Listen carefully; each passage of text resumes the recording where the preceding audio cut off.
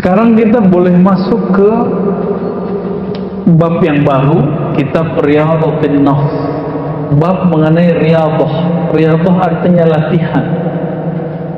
Riyadhatun nafsi, latihan jiwa.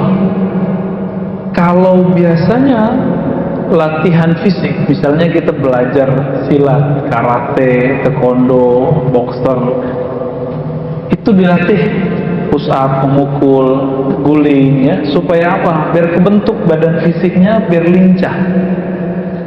Sama, kolbu itu kalau tidak dilatih, dia nggak lincah. Kalau kita punya teman jawara, baru tangan kita mau nempel ke punggungnya, dia udah nangkap duluan, ya kan? Sama, dalam surat Al-A'raf ayat 201, jawara-jawara kolbu itu dicirikan di sana, walladzina taqaw rabbahum, orang-orang yang takut kepada Allah. Takut itu di kolbu, bukan di pakaian, bukan di serban, bukan di, ya, ini bukan pakaian takut ini, ya. Pakaian takut itu di kolbu. Nabi mengatakan at-taqwa hahuna, takwa itu di sini. Maka siapa yang punya nur takwa di kolbunya, merasakan idza massahum ta'ifun minasyaitan, ketika ada sekelompok syaitan menyentuhnya. Jadi ternyata syaitan itu suka nyentuh-nyentuh. Nanti kita contohkan maksud nyentuhnya bagaimana. Tazakkaru, maka mereka tiba-tiba teringat, fa idza hum mubsirun, maka mereka langsung mampu melihatnya. Maksudnya apa teks ini, ayat ini, Al-A'raf ayat 201 ini? Orang-orang yang sudah punya nur dalam kolbunya, nanti kalau digoda sama syaitan dia bisa ngerasain. Contohnya, kalau Bang Jimmy lagi duduk-duduk, tahu-tahu ada yang bening-bening lewat, ya, apa kata kolbunya? Jangan lihat. Kata yang satu lagi, eman, cuma sekali. Ketika si godaan yang kedua datang, dia sadar, oh ini setan nih. Nah itu berarti nur kolbunya sudah hidup. Nur kolbunya sudah hidup.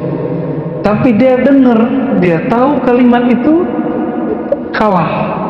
Berarti belum walladzina taqaw, dia belum, nur takwanya belum nancep, ya, belum ada di dalam. Mungkin takwa ada tapi nurnya sedang padam, ya. Maka sahabat yang melakukan Allah, kita ini kurang adil. Supaya sehat jantung, mau olahraga jantung setengah jam, 1 jam setiap hari. Tapi mau sehat kolbu, tidak mau olahraga kolbu setiap hari. Adil nggak? Karena kita nggak adil, Allah mengatakan innallaha yuhibbul muqsitin. Allah itu jatuh cintanya kepada orang yang adil, yang proporsional. Kita kurang proporsional, makanya sholat kita nggak khusyuk-khusyuk. Nggak khusyuk-khusyuk wajar. Kenapa? Kita nggak adil kepada Allah, nggak adil kepada diri sendiri. Maka beliau membuka sebuah judulnya, ya, Riyadhatun Nafs wa Tahdhibul Khuluqi wa Mu'alajati Amradil Qalb. Bab latihan rohani, tahdhibul khuluq, bukan khalq. Jadi ada tahzib itu artinya melatih, mendidik. Khuluq itu akhlak. Kalau khalq nggak bisa dirubah kecuali operasi. Tapi kalau khuluq yang kita sebut sekarang akhlak, itu bisa berubah. Oleh karena itu, orang yang berwajah bagus belum tentu berakhlak bagus, karena khalq dan khuluq. Teman kita mungkin ada yang namanya husnul khuluq. Khuluq itu single dari akhlak. Jadi jamaknya, pluralnya akhlak. Udah jadi bahasa Indonesia, ya, akhlak. Ternyata ada latihannya. Latihan untuk misalnya sabar itu ada latihannya. Latihan supaya bisa tahajud tiap malam itu ada latihannya. Wa mu'alajati amradil qalb. Lalu terapi kolbu, terapi penyakit-penyakit kolbu. Oh, ternyata di sini ada tambahan lagi. Penyakit kolbu itu mirip dengan penyakit fisik. Kalau kita sakit fisik, kita tidak menikmati makanan, benar nggak? Maka ketika orang punya penyakit kolbunya, dia tidak akan menikmati hidangan rohani, nggak menikmati hidangan rohani. Kalau begitu, diobati dulu atau langsung dikasih nutrisi. Jadi orang-orang yang sakit itu langsung dikasih daging atau diobatin dulu? Diobatin dulu, ya. Kita langsung kasih nutrisi, makanya muntah lagi. Itu sebabnya orang-orang munafik itu tidak akan bisa langsung didakwahi. Dia cuma bisa diingatkan dulu, diobatin dulu kolbunya. Nah, maka Imam Abdul Hasan Syadzili malam tadi di MRBJ 9 yang kita kasih tahu, Syaikhuka, gurumu itu bukan yang nyuruh-nyuruh kamu amalkan ini, bukan. Tapi gurumu itu yang mengerti dosis-dosis rohanimu, sehingga ketika memberikan amalan, takaran-takarannya seperti dokter mampu memberikan dosis-dosis obat. Coba kalau ada orang sakit langsung dikasih dosisnya agak tinggi sama dokter, apa yang akibatnya pada dia? Tambah sakit. Teman-teman semua, obat itu seperti sakit. Ada sakitnya yang bisa diobati pakai prokol, ya. Apalagi namanya yang buat sakit kepala tuh, ya Panadol, apalagi kita bukan iklan ya. Ya gitu, itu nama-nama itu nggak perlu pakai resep dokter. Cuma jangka waktunya hanya 3 hari, ya kan? Udah ditulis di situ. 3 hari penyakit masih berlanjut, hubungi dokter. Saya mau tanya, udah berapa hari sholatnya tidak khusyuk? Udah berapa lama zikirnya tidak nikmat? Sudah berapa lama baca Qur'annya nggak lezat? Tapi kok nggak pernah dikonsultasikan ke dokter kolbu? Makanya nggak sembuh-sembuh. Kalau sudah parah, kita nyebutnya apa? Bukan akut lagi, kronis ya. Ya, kalau sudah parah begitu, tentu inapnya lama. Ya, diinapkan. Makanya sahabat-sahabat Nabi itu, karena mereka kolbunya sehat, Nabi mengajarkan di awal-awal itikaf di awal Ramadan. Nabi mau selesai 20 Ramadan, lalu kemudian dapat wahyu bahwa Lailatul Qadar munculnya di akhir bulan, maka belum lanjut lagi. Jadi pernah Nabi itu iktikaf penuh, pernah juga 20 hari, dan yang paling sering beliau lakukan 10 hari 10 hari. Iktikaf itu latihan kolbu, Pak, sebenarnya bukan pindah tempat tidur. Ini iktikaf kita masih pindah tempat tidur kan? Apalagi iktikaf kita kadang-kadang cuma pindah tempat ngobrol, ya, kenalan lagi, ngobrol lagi, ceramah lagi. Kalau iktikaf gak usah banyak-banyak ceramah, banyakin amal. Karena aku udah kebanyakan ceramah kan, kecuali emang udah jadwalnya di masjid ceramah, udah kita biarin, tapi gak jangan banyak-banyak lagi. Nabi itu kalau iktikaf off, ngajar, nggak ada ngajar lagi. Yang beliau lakukan cuma mendidik jiwa. Ketika menantunya dan anaknya belum bangun, digedor-gedor, bangun Ali, bangun Fatimah, dibangunin. Jadi Nabi itu betul-betul seperti seorang trainer.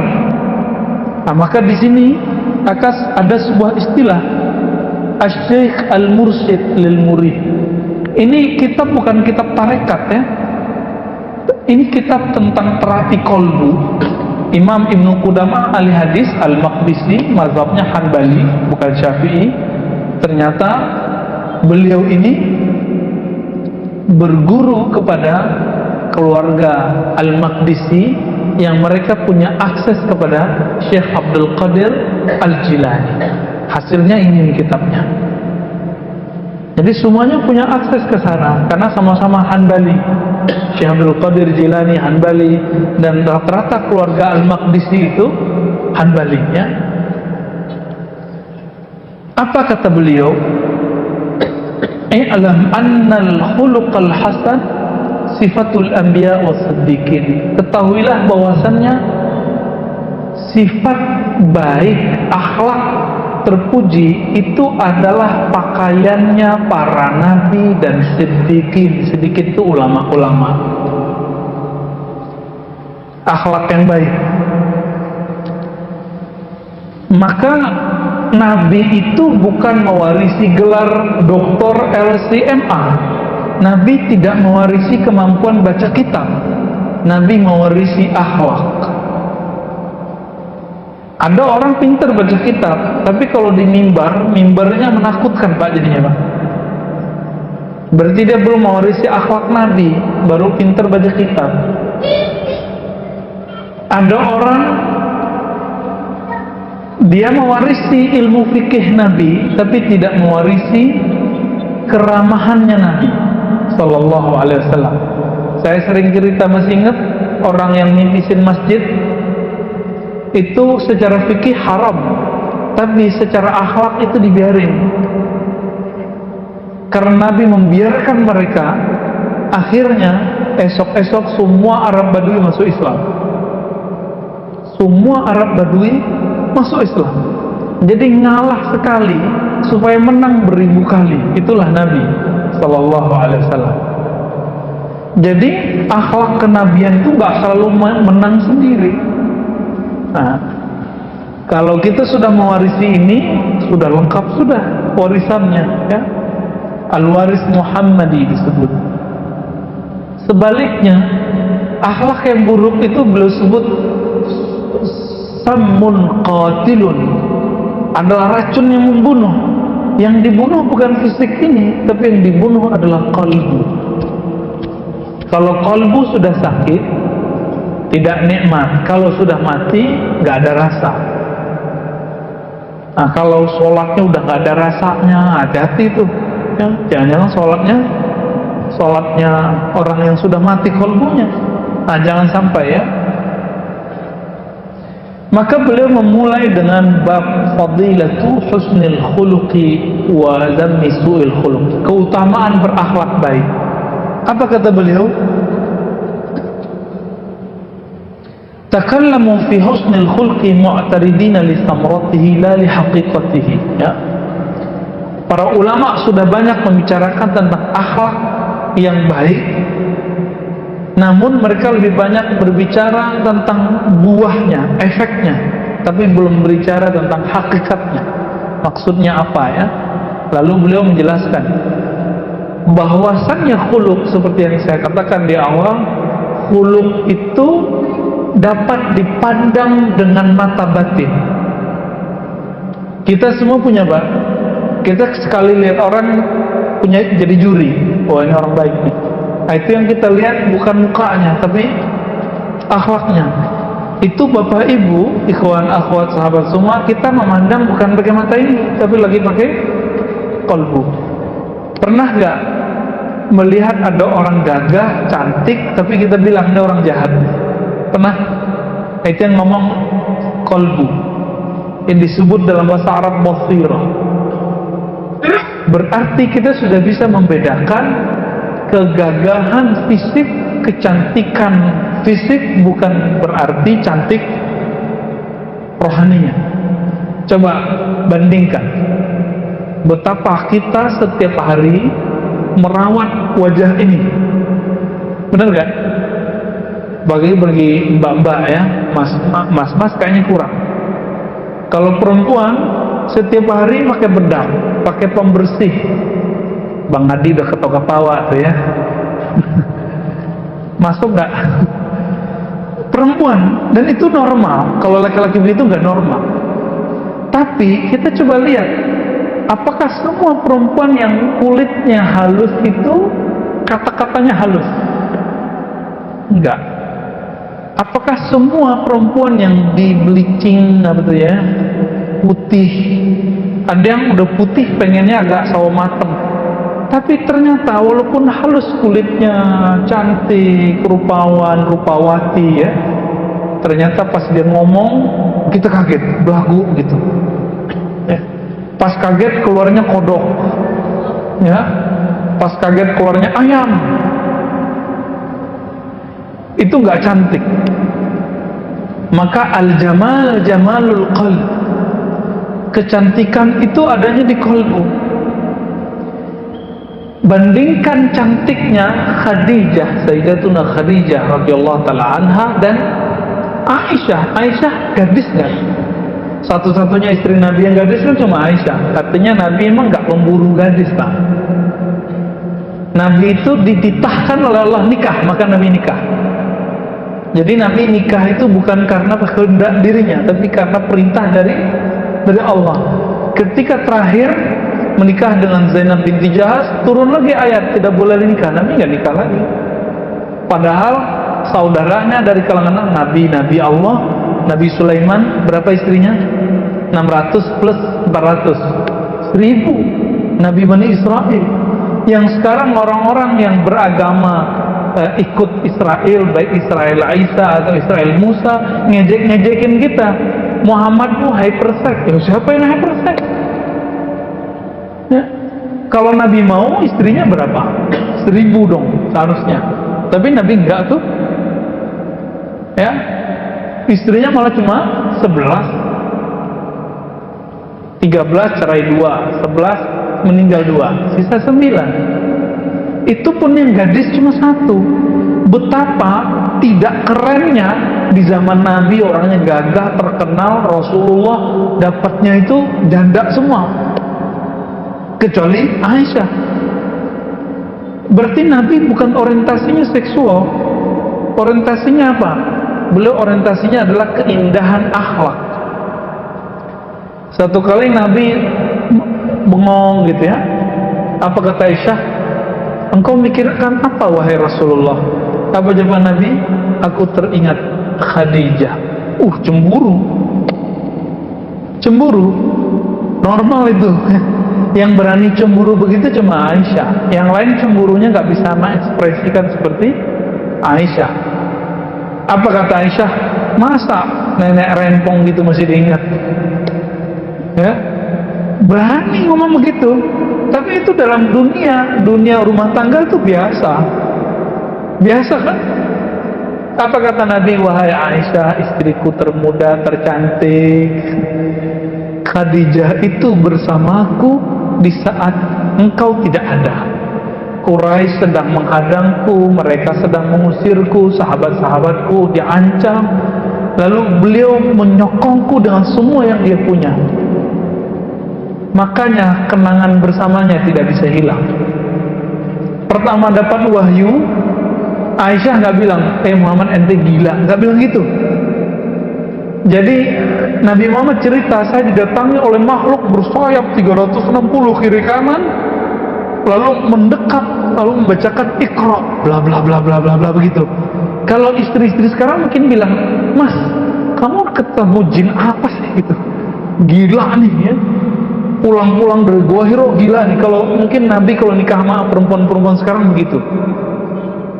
Tapi ini enggak. Ustadz aja bilang gitu.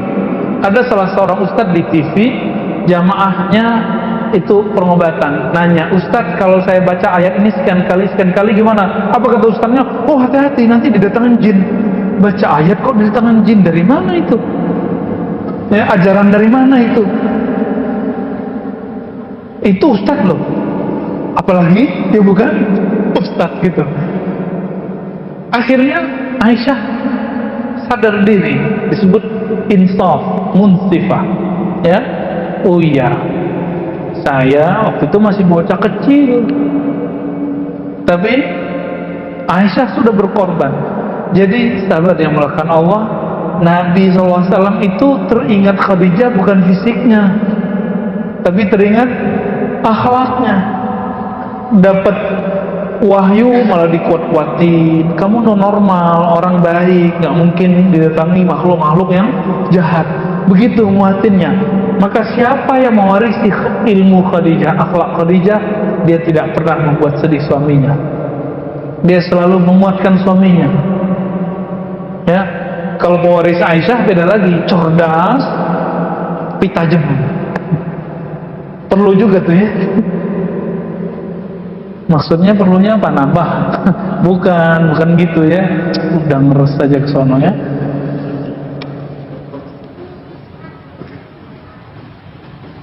Jadi kalau kita bilang si fulan akhlaknya baik, itu wajahnya atau batinnya? Wajahnya atau batinnya? Batinnya, ya. Tapi kalau kita sebut si fulan cakep, itu apa? Wajahnya. Sepakat, ya? Jadi sebenarnya saudara yang makan Allah, kita itu sudah biasa mengakses alam yang bukan zahir. Cuma nggak percaya aja. Kita setiap hari loh memandang yang tidak zahir itu. Setiap hari kita memandang yang tidak zahir. Kita sering ngomong, gue ikhlas loh. Itu kan ngomong mau menzahirkan yang batin, ya kan? Karena orang nggak percaya lalu kita zahirkan. Tapi semakin kita zahirkan yang batin, dia jadi nggak batin lagi. Nah, maka batin itu bahasa Arab sesuatu yang tersembunyi. Biarkan dia tersembunyi. Nanti biarkan orang-orang dengan batinnya memandang.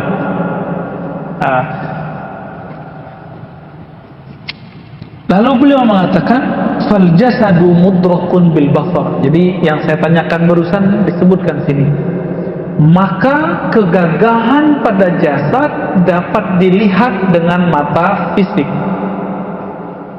Wan nafsu, kecantikan, kegagahan dalam jiwa, mudrakatun bil basirah, dapat dipandang dengan basirah, dengan mata batin, ya. Walikulli wahidatin minhuma hay'atun wa surah. Dan masing-masing itu punya rupa. Coba ada orang gagah, ketika dia marah, gagahnya gimana? Hilang. Ya. Ada cowok-cowok keren, tapi tangannya begini deh, ya. Gimana kira-kira? Langsung gak keren lagi. Ya, berarti dia punya masalah.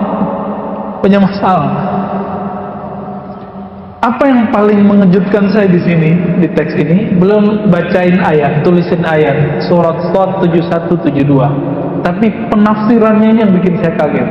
Surat Shad 7172, ayatnya kalau dibaca, inni khaliqun, sesungguhnya aku menciptakan basyaran, manusia basyar itu fisik. Jadi manusia itu terbagi dua. Satu sisi basyar, bukan Bashar Asad loh ya. Bashar itu sisi fisik. Min tin, dari tanah atau dari saripati tanah. Benar nggak? Antum makan yang dari tumbuhan, bahkan hewan-hewan itu makan tumbuhan atau makan apa? Makan bulan. Makan tumbuhan, ya. Jadi beda sama Superboy, Superman, ya. Superman nggak perlu makan, dia cukup kena cahaya matahari, ya.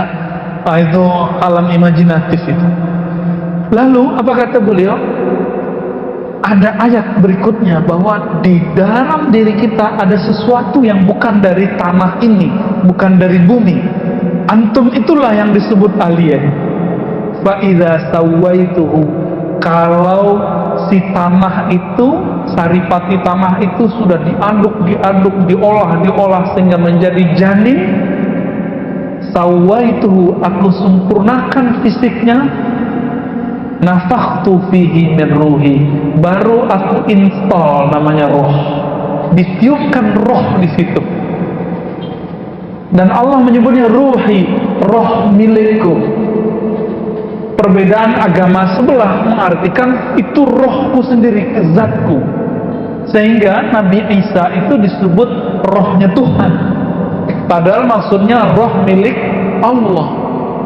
Sama kayak kalimat ardullah, bumi Allah, maksudnya bumi milik Allah. Bukan berarti bumi ini di dalamnya ada Allah, bukan, ya. Ini akibat penerjemahan kitab suci yang tidak cocok, ya. Jadi Injil itu dulu mungkin diterjemahkan tapi tidak pas oleh sebagian penerjemahnya. Wallahu a'lam, ya. Lalu apa kata beliau, ini kalimatnya yang bikin saya bergetar ketika awal membaca.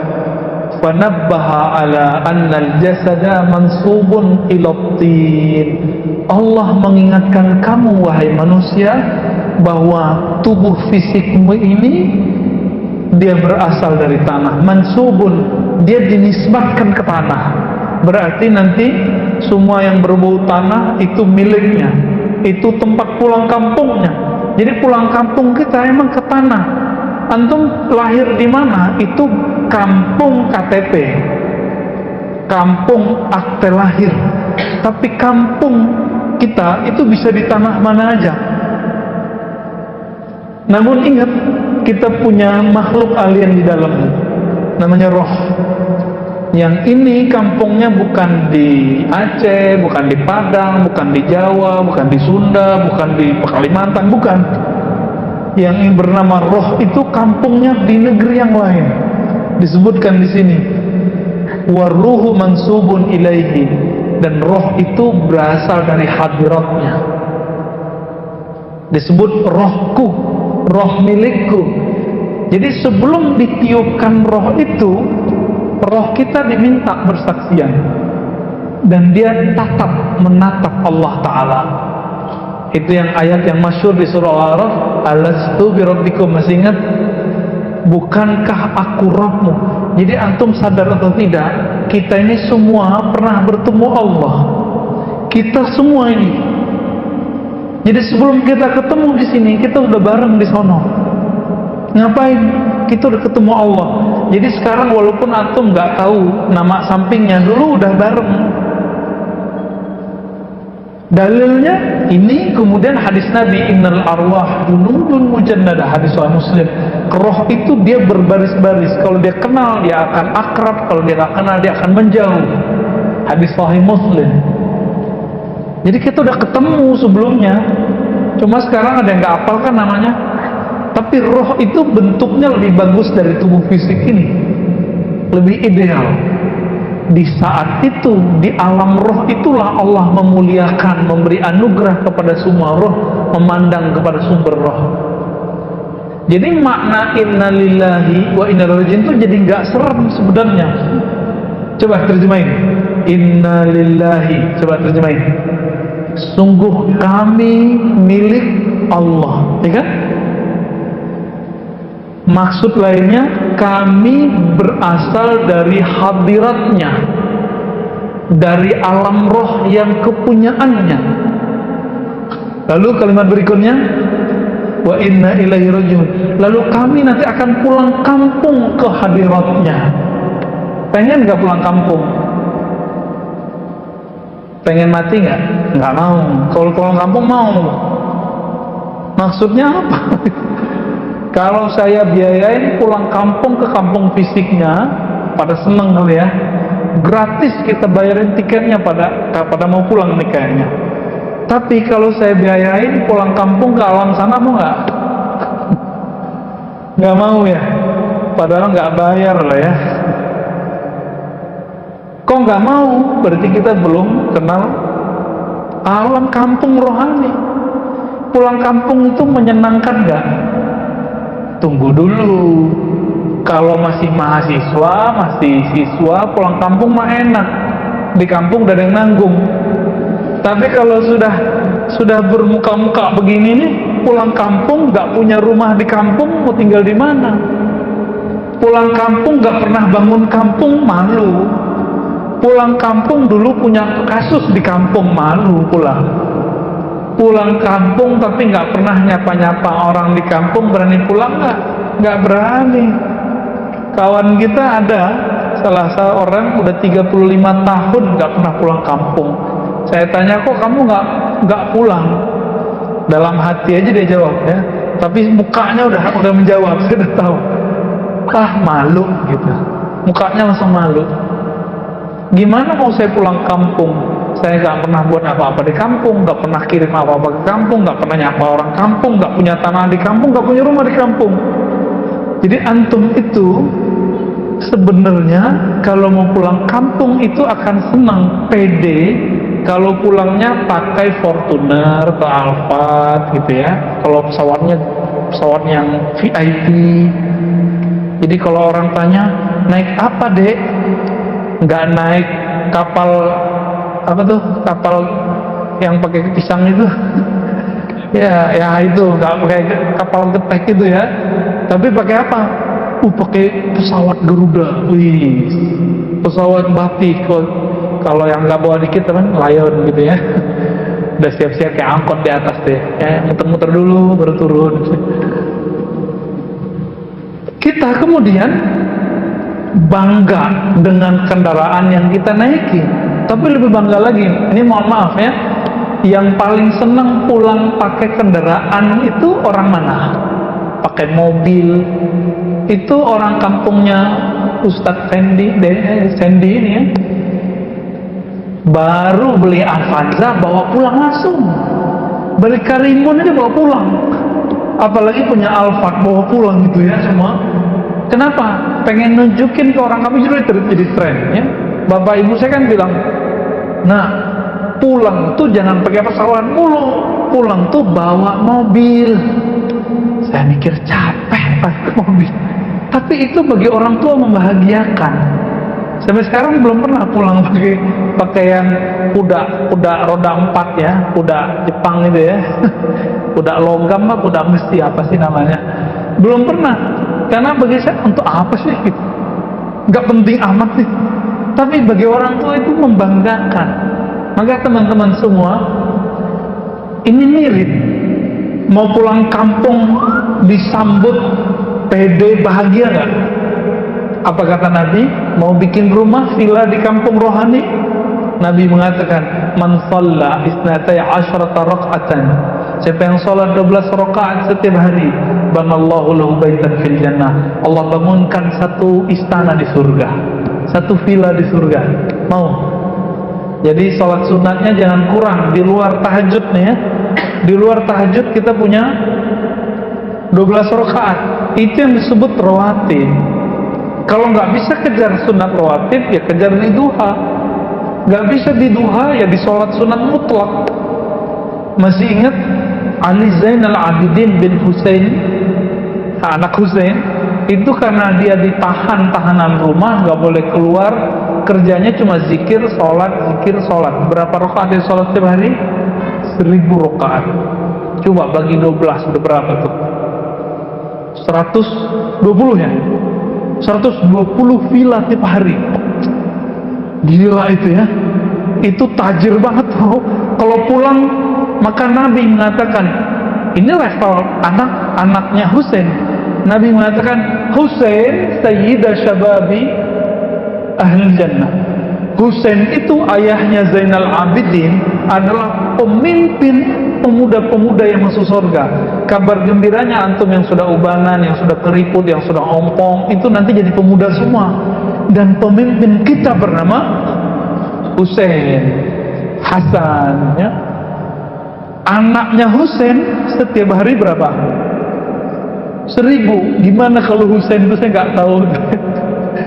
Husain itu satu nafasnya naik itu sudah zikir, turun zikir lagi, nggak pernah lupa kepada Allah.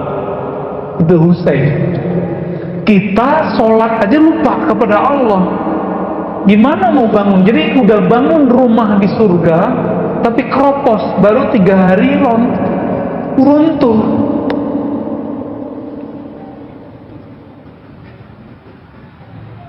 Asrama IIKI khusus untuk perempuan kan dibangun tuh oleh proyek-proyek, kontraktornya jahat sekali.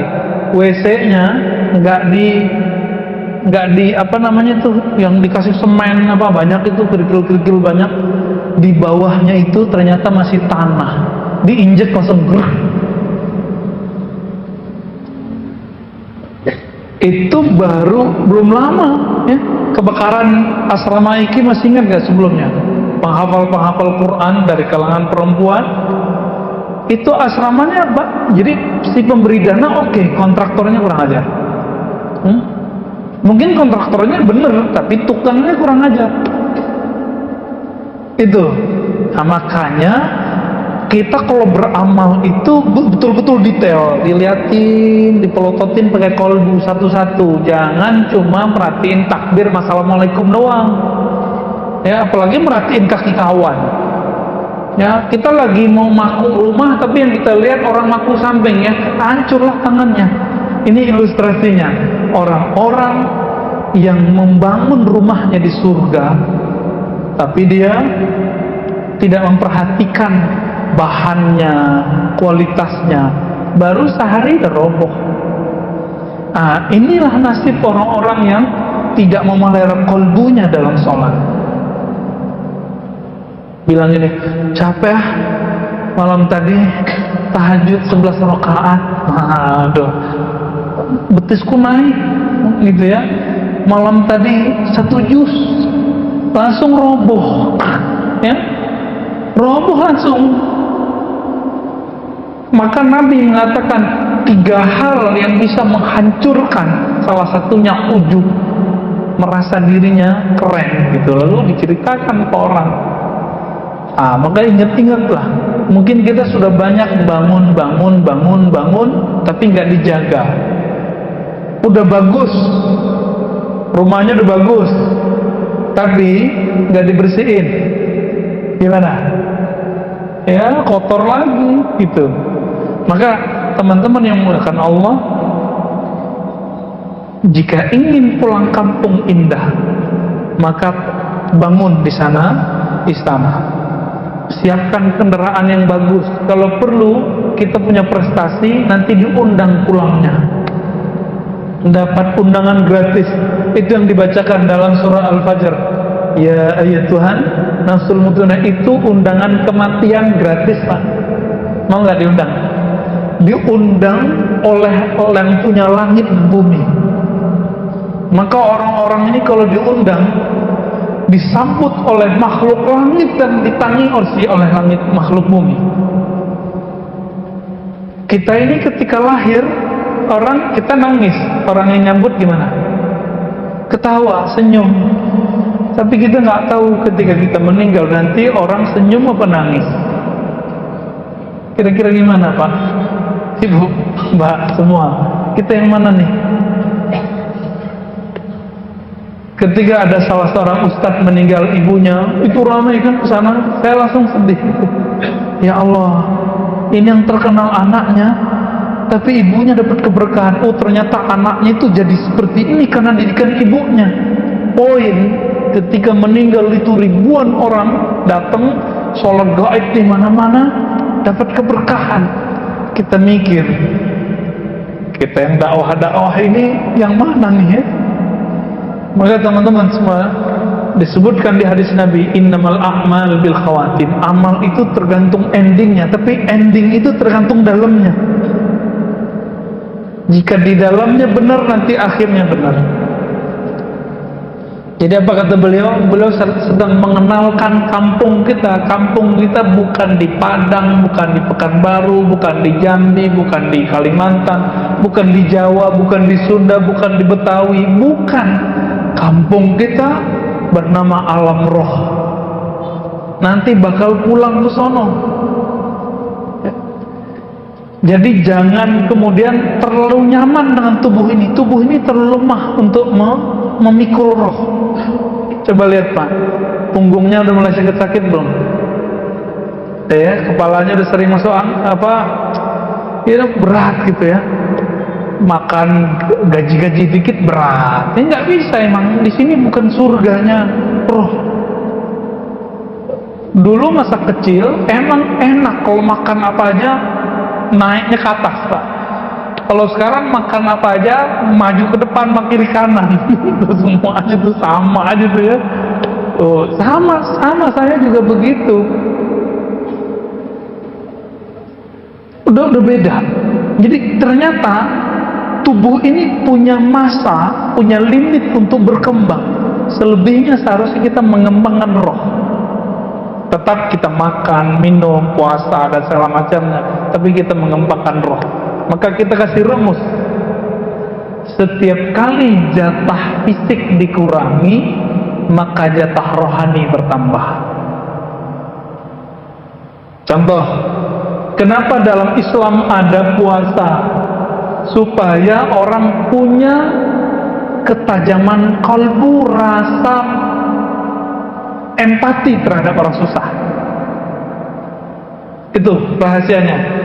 Jadi puasa Daud, puasa bukan untuk sakti, puasa Daud, puasa Ramadan, puasa Senin Kemis, itu supaya kalbu kita bisa merasakan kesusahan orang.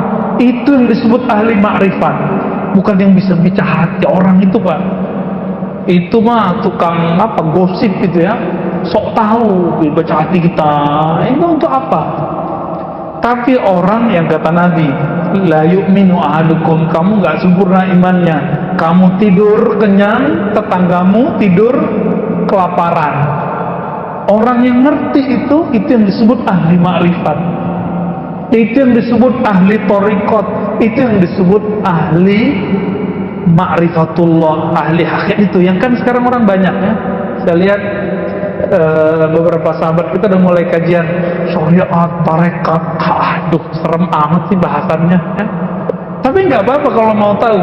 Sebenarnya puncak hakikat itu bukan ngawang itu enggak. Tapi ketika dia mulai berpikir tentang alam kiri kanannya. Ini yang dialami oleh pendiri Jemaah Tabligh Maulana Ilyas, pendiri Ikhwanul Muslimin, pendiri NU, pendiri Muhammadiyah. Dulu mereka sibuk sendiri, sibuk sakti sendiri, sibuk pinter sendiri. Apa kata Hasan Al-Banna? Ya, saya belajar thariqat Hasafiyah, cabang dari Syadziliyah. Tapi orang thariqat itu sebagian, gak semua, sibuk sama dirinya, tidak pernah mau mikirkan kiri kanan sampingnya. Akhirnya dibuat gerakan Jamiyah Hasafiyah, lalu diganti jadi Ikhwanul Muslimin. Dalam setahun punya cabang 300, baru setahun. Gerakannya betul-betul ya seperti NU di Indonesia dan Muhammadiyah, betul-betul persis sama. Dan mereka sama-sama Syadziliyah. Hadratus Syekh Hasyim Asy'ari rahimahullah itu Syadziliyah sama. Kita punya sanadnya dan kita lihat, oh Syadziliyah toh, ya. Jalurnya ke Syekh Mahfud Termasi, terus nyambung ke Abdul Hasan Syadzili. Mereka itu ketika tajam ma'rifatnya, tajam ilmu baca kitabnya, bukan untuk diri sendiri, memperkaya diri sendiri, justru berbagi kekayaan ilmu, dibagi-bagikan, harta dibagi-bagi semua. Dulu kiai-kiai ngasih makan santri kan, semoga sampai sekarang ada lagi ya. Itu warisan dari Rasulullah SAW. Rasulullah itu punya santri, orang-orang sufah itu Nabi kasih makan. Minimal dikasih tempat gratis deh kalau nggak ngasih makan, gitu. Harus ada yang begitu. Jadi apa rumusnya? Semakin kurangi jatah fisik, maka jatah rohani bertambah. Tapi kalau cuma dikurangi, tidak dilatih, kepekaannya nggak ada. Khawatirnya nanti jadi dukun, ya, jadi ahli cakra, ya? Baca-baca cakra orang. Nah, maka orientasi rohani kita jangan lagi mau baca cakra, baca aura, itu nggak penting ya. Cukuplah aura kasih yang cantik itu ya. Nggak usah kita baca-baca aura orang, nggak penting. Apa kata Allah, wa fi anfusikum afala tubsirun. Yang perlu kamu baca itu auramu, dirimu, jiwamu. Surat Zariyat ya, di dalam jiwamu. Apa kamu tidak melihat bahwa ternyata jiwamu alien, dia nggak butuh yang ada di dunia ini, dia butuh yang di akhirat. Itu sebabnya rumusnya tadi, ketika kita kurangi jatah tidur, lalu kita hidupkan mata kolbu dengan zikrullah, nanti kolbunya tajam. Seperti orang yang melatihkan lari setiap hari 10 kilo, 10 kilo, 10 kilo, nanti dia ajak 20 kilo juga kuat. Tapi nanti di padang mahsyar kan nggak bisa tidur, nggak ada tidur lagi. Ya? Nah ini bagian akhir. Kalau kita nggak terbiasa bangun malam hari sekarang, nanti kita kelelahan di sana, Pak. Saya tutup dengan sebuah hadis Nabi bersabda, "Aktsarukum jaw'an yaumal qiyamah, aktsarukum syab'an fid dunya." Orang yang terlalu banyak ngasih porsi untuk perutnya di dunia adalah orang yang paling lapar di akhirat. Orang yang banyak tidur di dunia, orang yang nanti paling lelah nanti di akhirat. Jadi saya mengimbau, mari bangun malam nanti ya. Bangun. Kalau ketinggalan qadha. Jadi Nabi pernah mengqadha salat sunatnya. Ini bagian pertama dari latihan jiwa. Marilah